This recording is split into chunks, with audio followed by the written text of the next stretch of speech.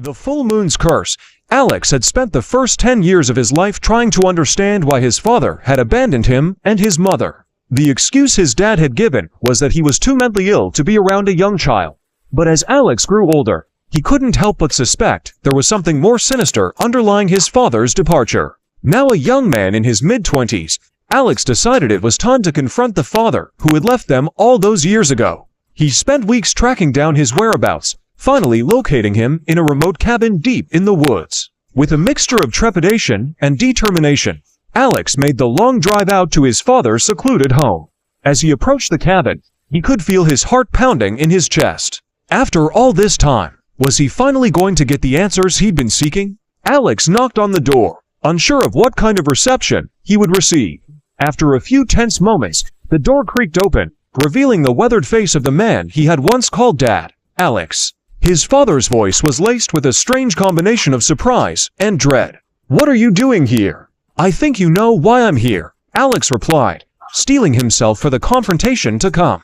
The two men stood in silence for a moment, the tension palpable. Finally, Alex's father sighed and stepped aside, allowing his son to enter the cabin.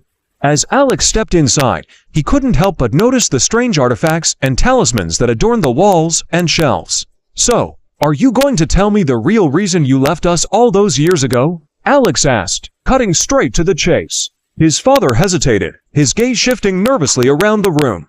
I don't know what you're talking about," he stammered. Alex shook his head in frustration.